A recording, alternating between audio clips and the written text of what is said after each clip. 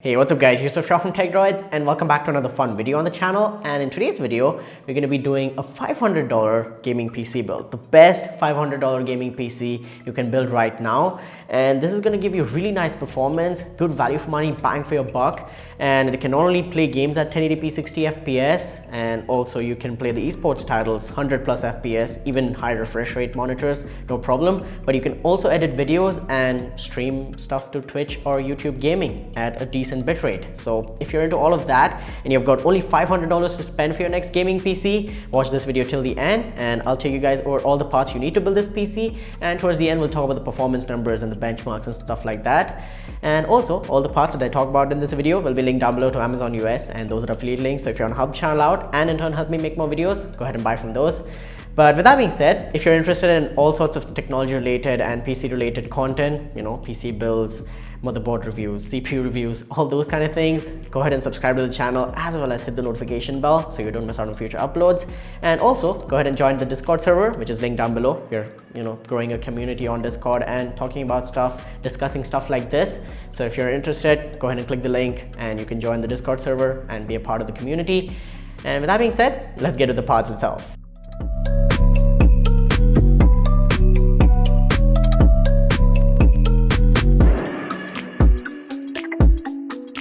Alright, so for the CPU, it's a no-brainer. We've gone with the AMD Ryzen 3 3100. It's a 4-core, 8-thread CPU with a base clock of 3.6 GHz and a max boost of 3.9. It's unlocked, so you can overclock to get some extra performance. And it also comes with its own raid stealth cooler, so you don't have to spend extra money in buying a third-party one. And it supports modern features like PCI 4.0 and retails for around $120. But due to some stock issues and just the whole pandemic, it is kind of overpriced and hard to find. But let's say you're getting a good deal, you should definitely get this, cop this one as soon as possible because it's a steal for the money. It's really nice performance and a perfect CPU for this kind of budget builds that's under $500, and you want to save money but get the best performance and value out of your money as well. So that's the CPU. But another recommendation will be to try and look for the 3300X, which is again really hard to find, very rare.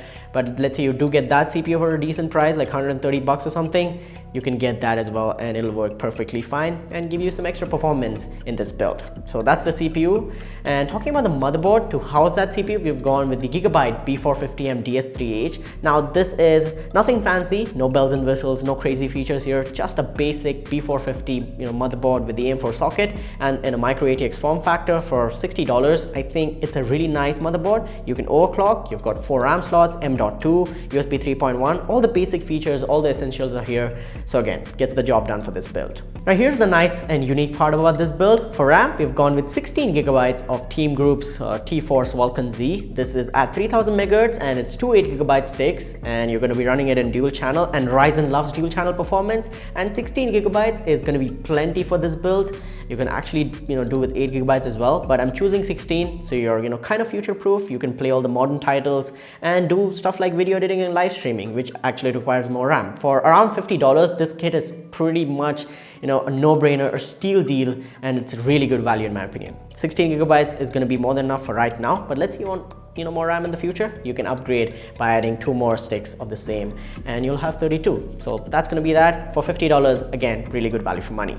For storage in this build, again, a unique choice. We've gone with a 250 gigabyte silicon power SSD. Now this is a normal SATA SSD, but for $25 you're getting 250 gigabytes of fast storage, way better than a hard drive. And let's say you have a hard drive lying around from an older PC, or you just have a cheap hard drive that you can buy, just go get that for your mass storage, because this is going to handle the operating system, a few games, a few programs that you open very often, and this is going to give your PC really good responsiveness. Your PC is going to feel really fast, and yes, things will open up faster, and an SSD just significantly improves the responsiveness as well as the performance of the PC, and I really recommend going with this one. Now for the power supply, and to power this whole build up, we've gone with the EVGA 500 watt W1. This is a 80 plus white certified power supply. Again, 500 watts should be more than enough to power this build for now, as well as leave some headroom for future upgrades. Let's say you want to add more storage, maybe upgrade the graphics card, more RAM, all that should be no problem. You can do all that without worrying about changing the power supply. Again, under $50, It's EVGA's brand value that you're getting, a 3-year warranty. If something goes wrong, you can go out there and get it fixed. It's a very popular power supply for a $500 gaming PC build on YouTube. You might have seen it in a lot of places. So again, it's a really nice deal. Now for the graphics card in this $500 gaming PC build, we've gone with the Asus TUF Gaming GeForce GTX 1650 Super. It's a 4GB GDDR6 graphics card, which is unlocked, so you're getting extra clock speed compared to the factory. This is overclocked out of the factory, and you're getting an 1800 megahertz boost clock, 1280 CUDA cores. So this is going to be nice for live streaming. It's got the NVENC encoder, video editing, and stuff like Adobe Premiere or After Effects. And also you can definitely play those games at buttery smooth 60 FPS or more. The modern AAA titles at 1080p, and for esports gaming, I think it can even handle a 144 Hz monitor, no problem. So again, a really nice GPU. You've got a DisplayPort, HDMI, and DVI. So you're pretty much sorted. And what else could you ask for in a graphics card that retails for around $160? And it's a really nice deal, in my opinion, for a $500 PC build in 2020. And to wrap this whole part and to complete this whole build up, we have something really cute from Cooler Master. This is the Cooler Master MB311L ARGB. This is the micro ATX case, so a little smaller. I'll link up a bigger case if you're thinking to do bigger upgrades like liquid cooling in the future or adding a bigger GPU. If you want more space, I'll link up an alternative down below. But for this build, we've gone with the Cooler Master MB311L ARGB. This has got 2 ARGB fans towards the front. You can get it in either mesh or glass mirror finish. That's your choice. You can get it in either. You've got a PSU shroud, a clear side panel, and it's just a really nice, good looking case that can house all the parts right now, and it's going to be really compact as well, in my opinion. And it's not that expensive either. Retails for just upwards of $50, and in my opinion, it's going to be a really nice case for this build. Gives this build nice personality and should go well with any setup, as it has RGB. You can change up the colors and customize it to make it look like your own. So that's going to be it for the parts itself, guys.